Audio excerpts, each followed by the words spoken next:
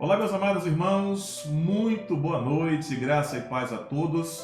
Que a bondade, que a graça e a misericórdia do Senhor repouse sobre as nossas vidas, para a honra e para a glória do nosso poderoso Deus, Senhor dos senhores, Criador dos céus e da terra. Culto online da Igreja Batista Sinai de Almadina, realizado agora às 19h30, e convidando você que está em casa, que faz parte do grupo de risco, para participar conosco, para receber a porção da poderosa Palavra de Deus. Um grande abraço para você e também para a sua preciosa, querida e ilustre família. Sejam bem-vindos ao culto online ao nosso Deus, realizado pela Igreja Batista Sinai de Almadina. Eu, pastor Robson Costa, pastor da Igreja Batista Sinai de Almadina, a igreja localizada bem no coração da cidade, Rua Valdemar Cardoso, número 32,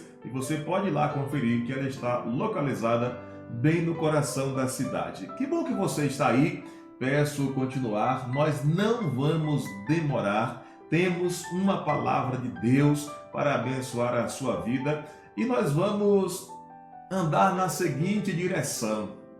Você é um servo de Deus ou você é um religioso? Como é que você se qualifica? Como é que você se compreende? Como é que você se vê?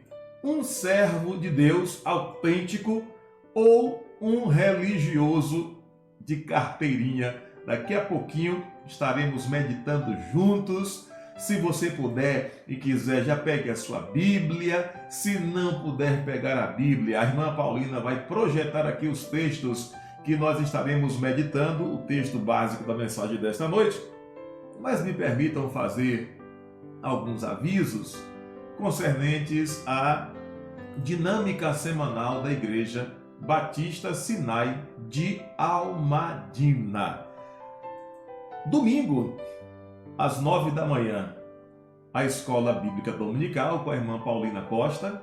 Domingo, às 18h30, culto presencial lá no templo, com os louvores, com o momento do ofertório, adoração e a mensagem da Palavra de Deus. Já estamos no templo, nos reunindo a quinta e domingo. E também agora, domingo às 19h30, a mensagem online para abençoar a sua vida. Aí nos resta informar que na quinta-feira, às 18h30, nós temos realizado já culto para oração.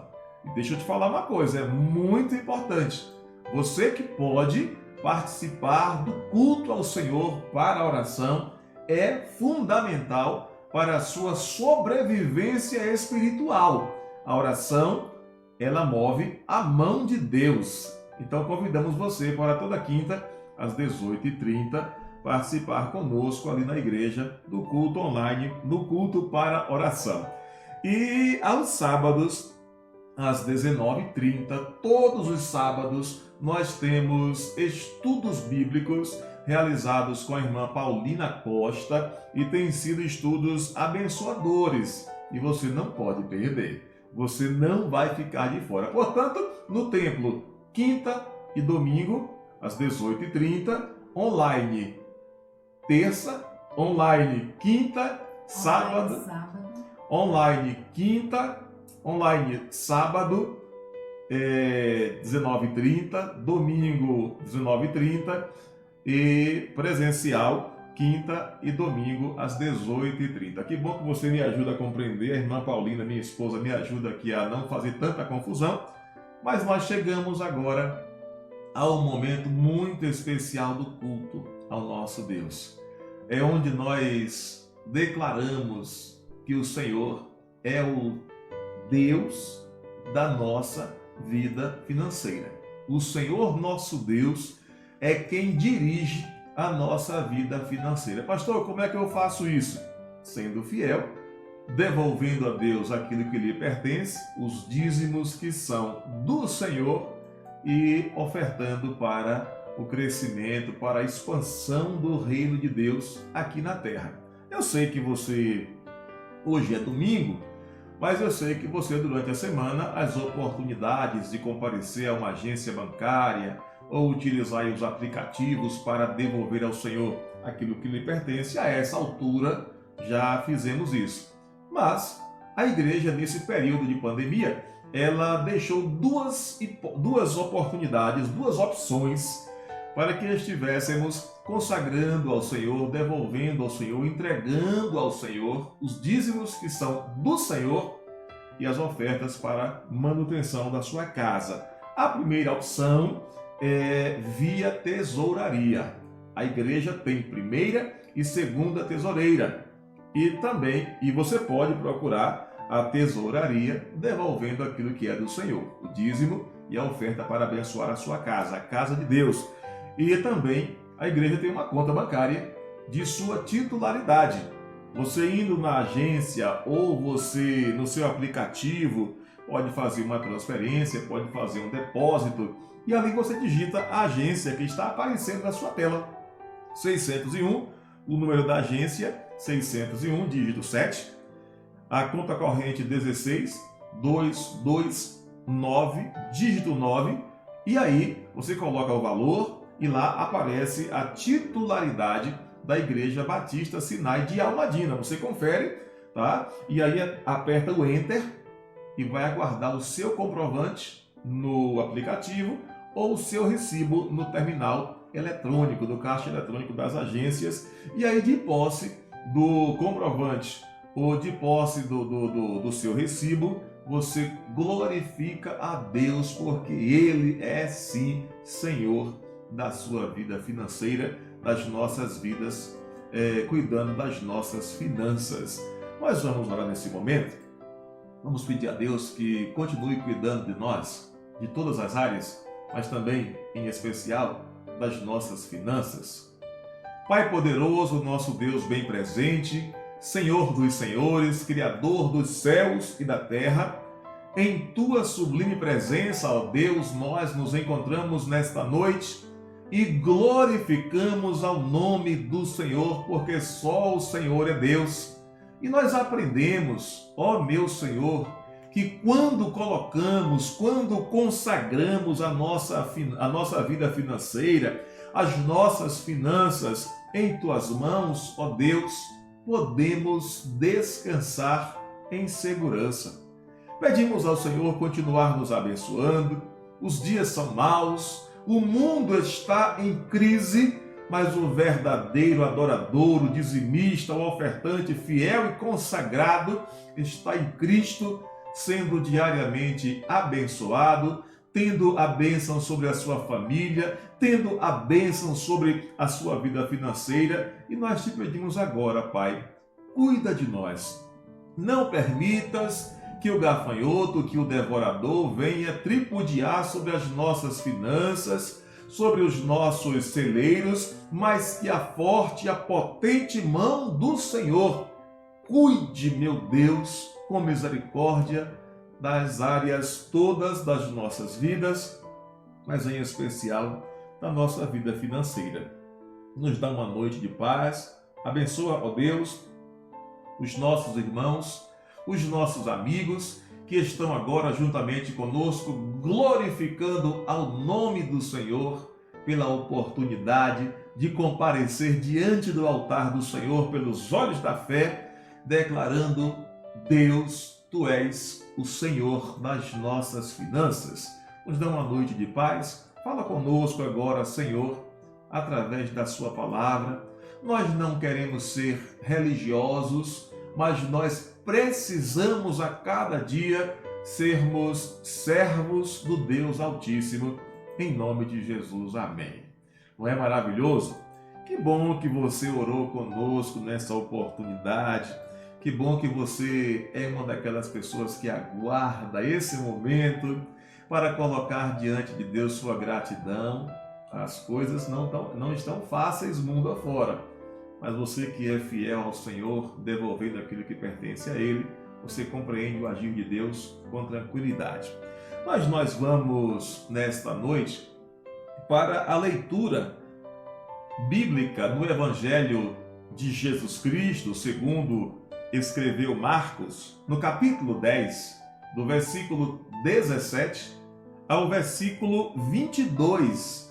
A irmã Paulina está projetando aí já o texto para que você confortavelmente possa acompanhar.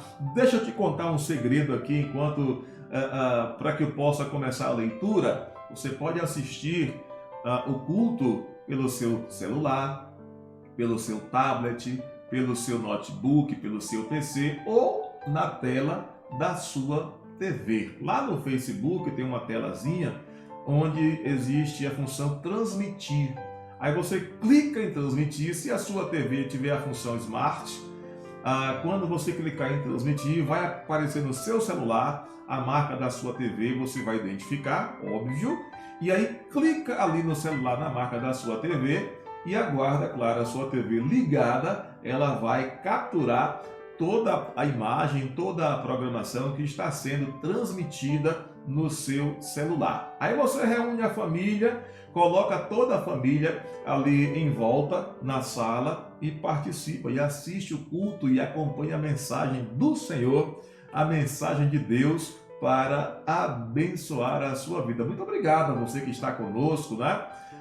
Pode acompanhar, pode se inscrever no canal Batistas de Almadina, lá no Facebook. Você se inscreve, dá o seu like, compartilha o canal, tá? Você pode seguir os Batistas de Almadina no Instagram, no YouTube, tá? E você pode também assistir os vídeos lá no Facebook, tudo Batistas de Almadina, tá bom? Então, nós vamos agora à leitura da poderosa Palavra de Deus. Marcos capítulo 10, do versículo 17 ao versículo 22, assim está escrito: E pondo-se a caminho, correu para ele, para Jesus, um homem, o qual se ajoelhou diante dele e lhe perguntou: Bom mestre, que farei para herdar a vida eterna?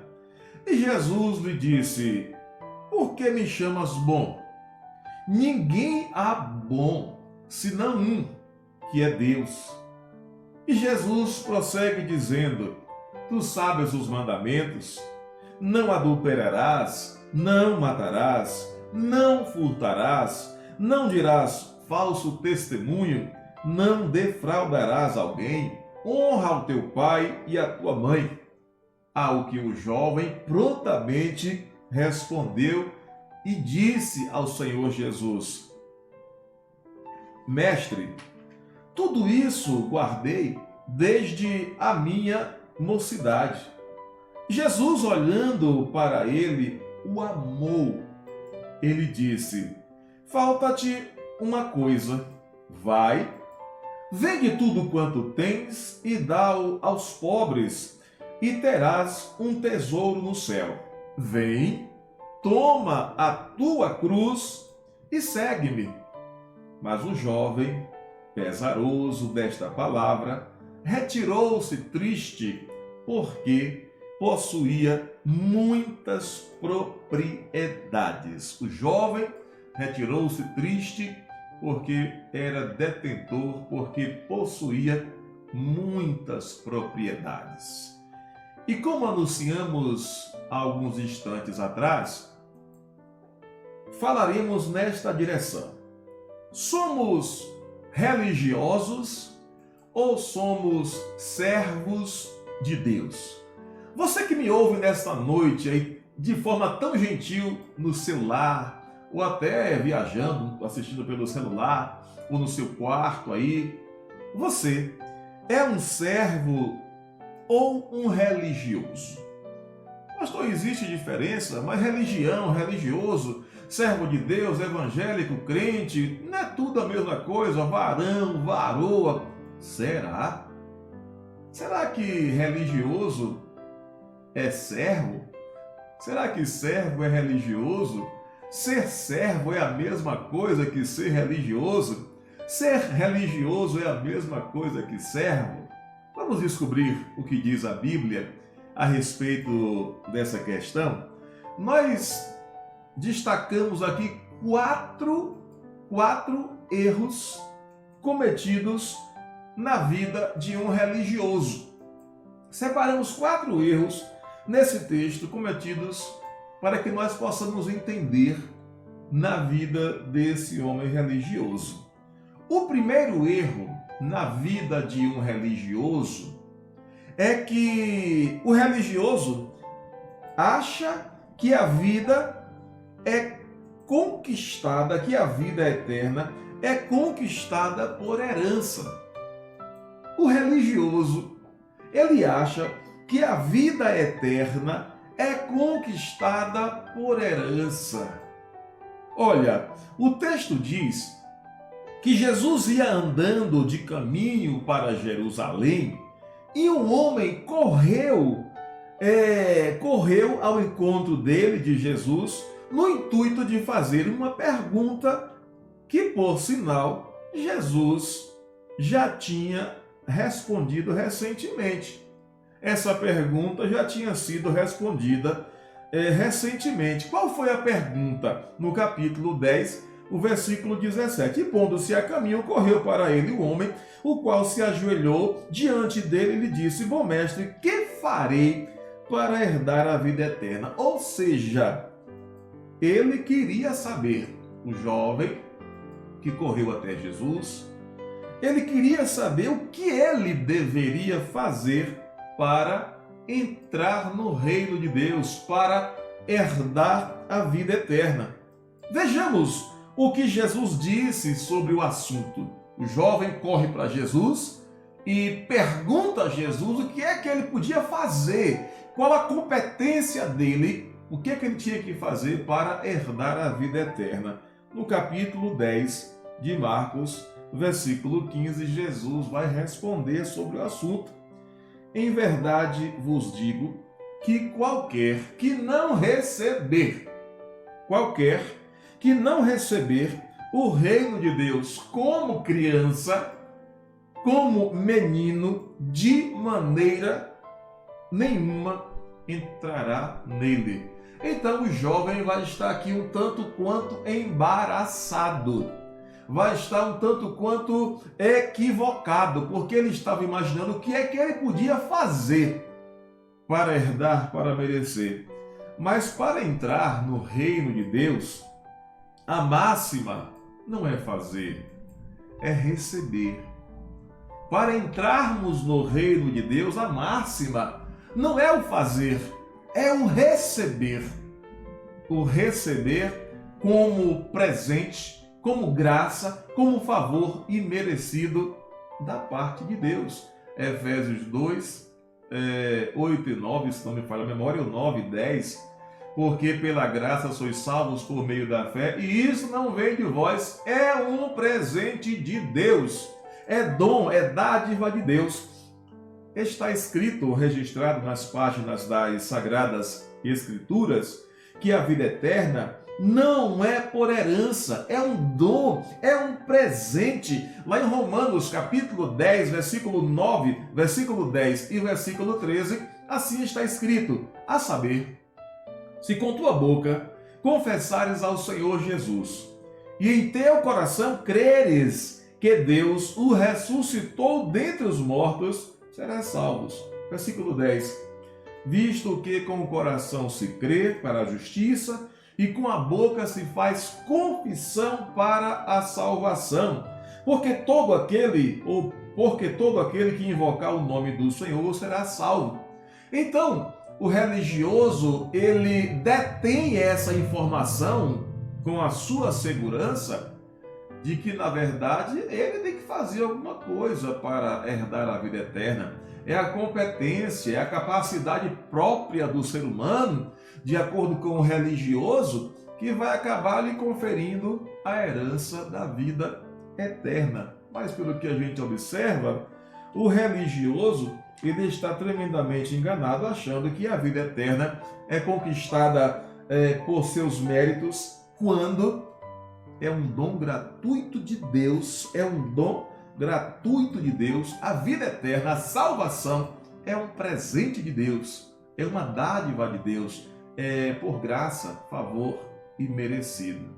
Então o religioso, ele tem essa propriedade de não querer Jesus como o seu Salvador, único, exclusivo e pessoal por inteiro, mas ele quer se colocar, ele quer se interpor no plano de Deus, tentando fazer alguma coisa para ser merecedor da vida eterna. Queridos, segundo equívoco do religioso é que ele acha que um esforço pessoal confere a vida eterna.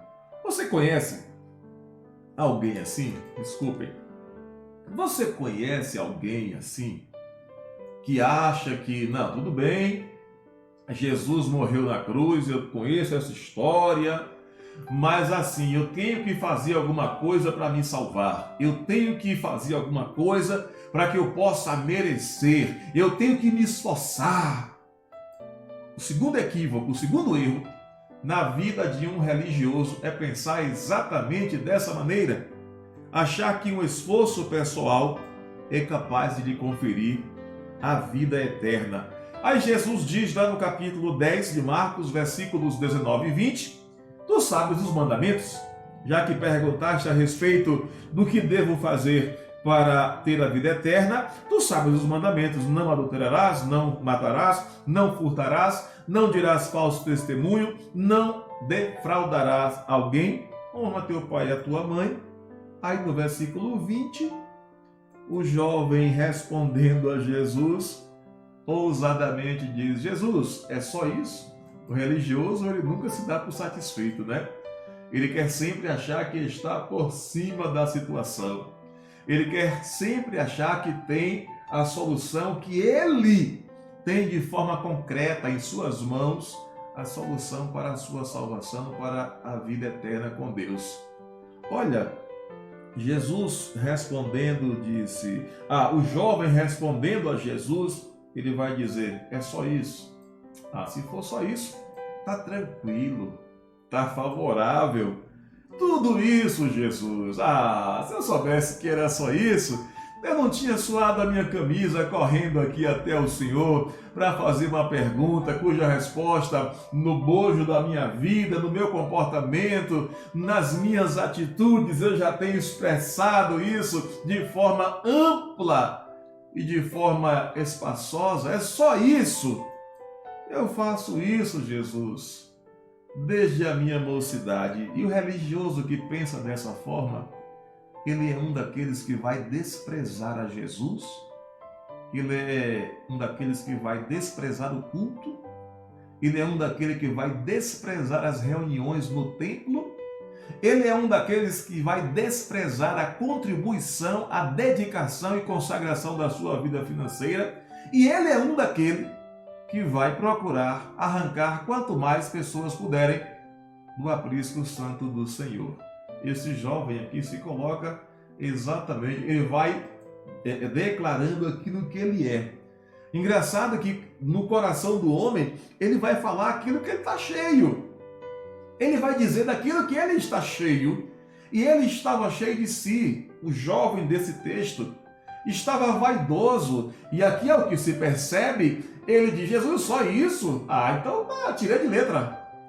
Talvez ele perdeu, talvez não, com certeza perdeu a grande oportunidade de receber um presente, o maior presente da sua vida, para a sua vida. Aos 12 anos de idade, era apresentado ao menino a Torá, que é o Pentateuco, que é um conjunto de 5 livros do Velho Testamento, que conta desde a criação até Moisés, com 12 anos de idade. Na mente dos judeus, a simples dificuldade e as desesperanças em manter positivamente a pureza ritual excluía os pobres de obter o reino de Deus. Por isso mesmo, Jesus pediu ao homem rico, a este homem que vai correndo até Jesus, querendo saber o que ele poderia fazer, a esse religioso, a esse fariseu, a esse hipócrita. Ele queria se apresentar diante de Jesus para ouvir talvez aquela mensagem que fosse massagear o seu ego. Aí Jesus vai dar uma resposta para ele, que abandonasse o seu tesouro terreno. O religioso se apega ao tesouro terreno, na construção e no ajuntamento de tesouros aqui na terra. Ele não está preocupado com o reino de Deus. Ele não está preocupado com o crescimento e a expansão do reino de Deus aqui na terra. Ele não está preocupado de ser um evangelista, um evangelizador. Ele está preocupado em satisfazer o seu ego, as suas vontades. Se não for do meu jeito, eu não faço. Se não for como eu quero, como eu penso, eu não participo. Esse é o religioso. Esse é o fariseu. Talvez você conheça alguém assim. Preocupado em ajuntar tesouros na terra e assumir, e não tem preocupação em assumir um compromisso com o reino de Deus. Só pensa nas coisas efêmeras, só pensa nas coisas temporais, só pensa nas coisas passageiras, quando o mais importante não é ajuntar tesouro na terra. Até porque, quando se ajunta tesouro na terra e não está preocupado com o ajuntamento de tesouros no céu, o devorador tem as suas formas, tem as suas maneiras de minar as finanças do religioso. Tá? Várias formas são utilizadas. Jesus usou a lei para produzir na vida religiosa daquele homem conhecimento do pecado. O homem que se apresenta a Jesus, eu imagino que ele foi para ali, quero ver o que é que esse pregador, que esse mestre, que esse ensinador vai poder me acusar, porque eu sou tal. Eu sou cumpridor da lei, eu faço as coisas certas, não existe ninguém no templo que seja mais crente do que eu, não existe exemplo melhor do que eu na vida como servo. Talvez fosse essa aí a compostura deste jovem rico, deste homem que se achava o melhor de entre os melhores. Ele, infelizmente, esse religioso, a qualidade do religioso é achar que seu esforço pessoal confere vida eterna, e na verdade aqui ele estava querendo se convencer de que ele não era pecador. E quando a Bíblia diz lá em Romanos 3:23, 3:26, que todos pecaram e que o salário do pecado é a morte, o pecado tem um preço. Tá? Todos nós pecamos e perdemos o direito de pertencer ao reino de Deus. O pecado tem um preço que é a morte. E aquele jovem estava diante da vida, que era Jesus, mas preferiu se abraçar ou seguir abraçado aos tesouros aqui da terra. Você é um religioso ou você é um servo de Deus? Você está juntando tesouros aqui na terra? Ou você está preocupado em ajuntar tesouros ali no céu? Aquele homem guardava a lei de maneira prescrita nas tradições. Pense no legalista. Pense no jovem que desde os 12 anos, quando o jovem daquela ocasião tinha o primeiro contato com a Torá, que são os 5 primeiros livros do Velho Testamento. Ele conhecia de ponta a ponta, era especialista, era o seu aprendizado máximo.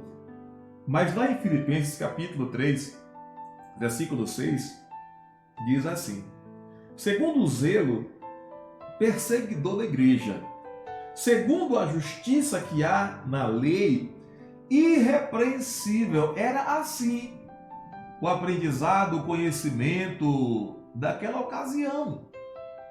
E esse homem, ele tinha essa formação, esse aculturamento, esse conhecimento do que dizia os ensinamentos da lei de Deus. Vai em Lucas capítulo 18, versículo 11 e 12, vai mostrar que o religioso, há um religioso também ali no Evangelho de Lucas, o fariseu, estando em pé, orava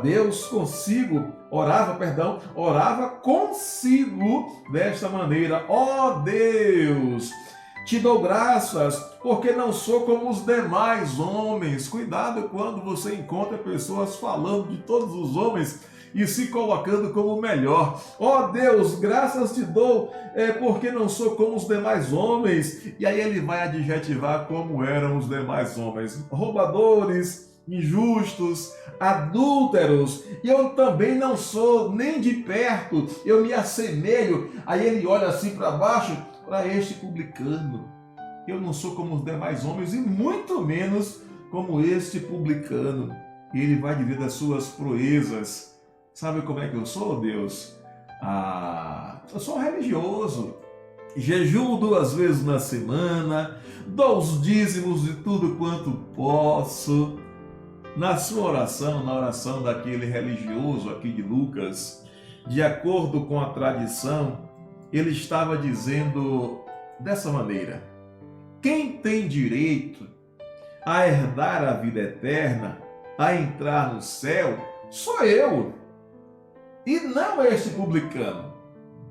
Quando o jovem rico foi até Jesus, achando que o seu esforço pessoal lhe conferisse a vida eterna, ele foi convicto de que Jesus fosse dizer: parem todos para ouvir o que eu vou dizer agora. Este jovem rico, ele detém todas as qualidades para o reino dos céus. Talvez ele pensou que fosse ouvir de Jesus exatamente isto. O apóstolo Paulo, escrevendo aos Gálatas, ele vai dizer o que é o homem, ele vai dizer, sabendo que o homem, ele vai dizer como o homem é justificado ou não, sabendo que o homem não é justificado pelas obras da lei, mas pela fé em Cristo Jesus. Temos também crido em Cristo para sermos justificados pela fé em Cristo e não pelas obras, porquanto pelas obras da lei nenhuma carne será justificada. Certamente aquele jovem rico não tinha ainda o conhecimento desta palavra. Um certo pregador do evangelho, certa ocasião, escrevendo, ele coloca ali algumas linhas numa folha de papel e ele vai dizer: quanto maior o seu nível de religiosidade, maior será a sua necessidade da graça divina. E se aplica aqui à vida desse religioso. Estamos aí agora na metade da reflexão. Como você se vê? Como um servo de Deus ou como um religioso? Quem é você? Quem sou eu? Quem somos nós? Servos do Deus Altíssimo ou apenas religiosos de carteirinha, apegados aos nossos comportamentos humanos e que, na verdade, colocando no liquidificador e batendo, não dá uma vitamina para a vida espiritual? Terceiro erro na vida de um religioso é que ele valoriza o que é terreno, ele valoriza, não estou falando de valorizar o terreno, não, ele valoriza o que é terreno e despreza o que é eterno. Valoriza o que é terreno e despreza o que é eterno. Dá as costas para o reino de Deus. Dá de ombro para a igreja do Senhor. Não se importa com a salvação de vidas. Por isso que muita gente vive abatido na vida espiritual. Nunca marcou um gol. A Bíblia diz que há alegria dos céus quando um pecador se arrepende. E essa alegria é no céu e também em nosso coração. Você que está me ouvindo agora, que já teve a experiência, a oportunidade de pregar de Jesus com o poder de Deus, pregar a sua palavra poderosa e o Espírito Santo de Deus agir e converter aquela pessoa ao Evangelho de Cristo. Diz aí, é uma alegria, não é? Infelizmente, nos nossos dias, muita gente não experimentou ainda ganhar uma pessoa para Jesus. E é uma vida abatida, é uma vida tenebrosa, é uma vida de medo, é uma vida com pouco ânimo. Queridos, o erro terceiro na vida do religioso é que ele valoriza aquilo que é terreno e despreza aquilo que é eterno. A Bíblia vai dizer que aquele mesmo homem que foi correndo e se lançou aos pés de Jesus no caminho para Jerusalém, foi o mesmo que